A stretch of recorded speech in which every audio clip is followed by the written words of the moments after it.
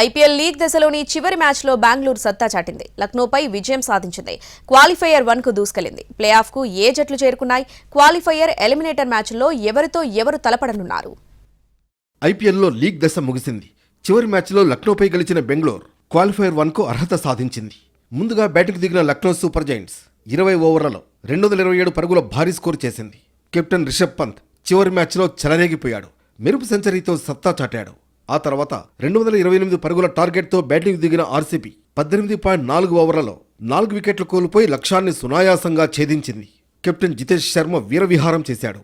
కేవలం 33 బంతుల్లో 85 పరుగులు చేసి బెంగళూరుకు విజయాన్ని కట్టబెట్టాడు. విరాట్ కోహ్లీ మరోసారి హాఫ్ సెంచరీతో ఆకట్టుకున్నాడు. ఈ మ్యాచ్తో లీగ్ దశ పూర్తయింది.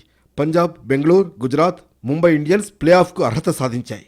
ఈ నెల 29న క్వాలిఫైయర్ 1లో పంజాబ్తో బెంగళూరు ఢీకొట్టనుంది. ఇందులో గెలిచిన జట్టు ఫైనల్కు దూసుకెళుతుంది.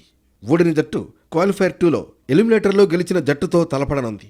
మే 30న గుజరాత్, ముంబై మధ్య ఎలిమినేటర్ మ్యాచ్ జరగనుంది. జూన్ 3న అహ్మదాబాద్లో ఫైనల్ మ్యాచ్ జరగనుంది. ఈ ఐపీఎల్ లీగ్ దశలో మొత్తం 10 జట్లు 74 మ్యాచ్లు ఆడాయి. మరోవైపు ఫైనల్ మ్యాచ్కు ముందు బీసీసీఐ కీలక నిర్ణయం తీసుకుంది. ఫైనల్ సందర్భంగా నిర్వహించే ముగింపు వేడుకలను భారత సాయుధ దళాలకు అంకితమివ్వాలని నిర్ణయించింది. ఈ క్లోజింగ్ సెరమనీకి army, navy, air force, defence staff చీఫ్ను కూడా ఆహ్వానించింది బీసీసీఐ.